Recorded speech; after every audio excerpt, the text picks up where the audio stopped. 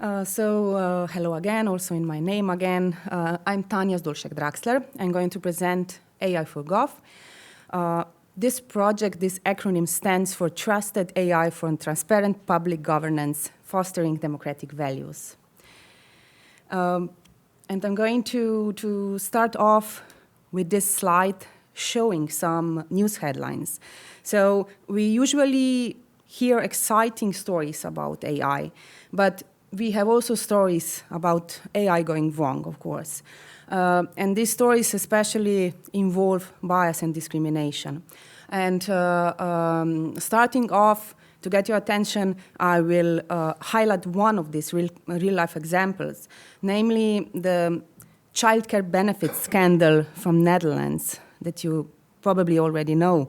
So what happened there? So the tax authority started to use a self-learning AI system to identify possible fraud. And they created risk profiles. And they set the criteria that families having dual nationality or having low income were treated as high risk. And this led to over 50,000 families being wrongly accused of fraud. And mainly simply because of their ethnicity and because of their lower income. And the consequences were devastating because families were pushed into poverty and also children were placed into foster care. So all this happened because the AI model was biased. And this and several other examples show why the use of AI in decision-making requires transparency, trustworthiness, and fairness. So to avoid bias, inequality, and discrimination. And all of these mentioned topics are topics that we are addressing in the AI for Gov project. So the main goal is to address ethical challenges, bias, trust, and discrimination faced by AI technologies that are being used in the public sector. We are also a very multidisciplinary consortium. Here are some logos. And to move on, so talking about AI, looking on this slide, you have the AI life cycle.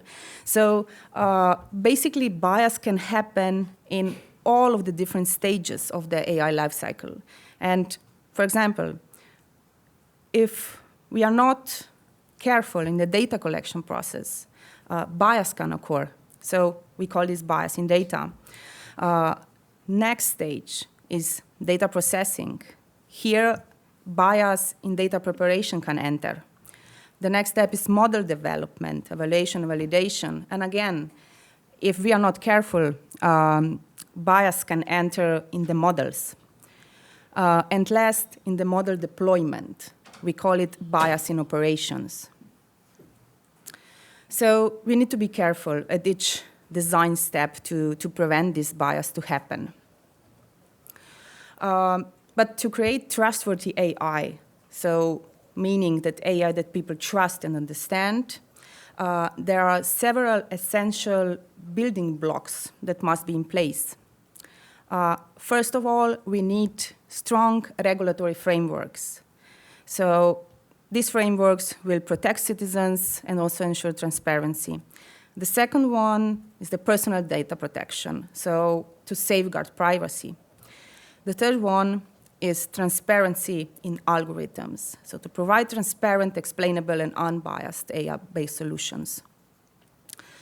But most important, we need to have the human in the loop. So there must always be a human in the loop to maintain oversight and accountability.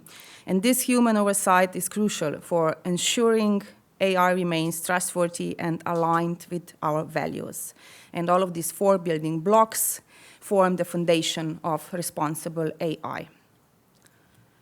So in the AI for Gov project, which is ending with the end of this year, we did very different things, but maybe just to highlight some of the results, and they're all focused on tackling bias in different aspects. So we have the regulational aspects. A holistic regulatory framework was developed. Self-assessment tools were developed. From the technological side, advanced technologies and models were developed in association to different use cases. But last but not least, also the learning and training aspect. We had a lot of activities enhancing digital skills and AI literacy. And I'm just going to show you very quickly some of these results. So the holistic regulatory framework was actually designed to regulate the use of AI technologies in governance.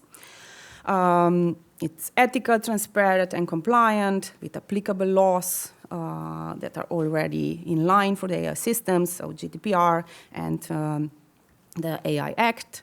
And it's basically developed based on 15 key dimensions, and these are then being transformed to 15 categories of questions.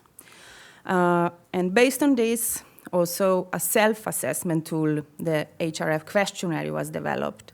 And users can, in a way, very easily check if they are compliant, partial compliant, or non-compliant. From the technical perspective, we had the virtualized unbiasing framework, and the main aim of this was to increase bias literacy within developers and to showcase tools to detect bias. There was the virtualized unbiasing framework catalog and also the storytelling narrative. Another technical result was the development of the wallet app. So it was designed to support policymaking and citizen participation through digital voting, and this was done with the blockchain technology. And this app is also available on Google Play. From the aspect of learning and training, we developed the AI for Gov open e-learning collection. It's titled Trustworthy and Democratic AI. It's freely and available at the Open Learn Create platform. This platform is being managed from the Open University. It's open and free.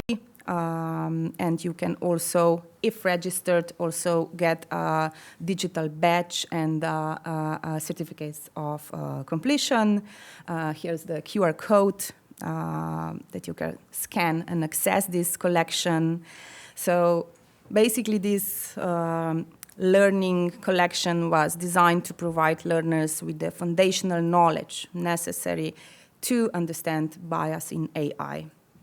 And to see a little bit more in depth about this collection, it's basically 5 different learning courses. One is in Slovenian, one in Spanish, but the other 3 are in English. You can also access just separate courses, and altogether this learning collection has more than 100 hours of learning materials. So it comprises from text, video, so video lectures, comics, quizzes. So it's very diverse and can easily attract learners.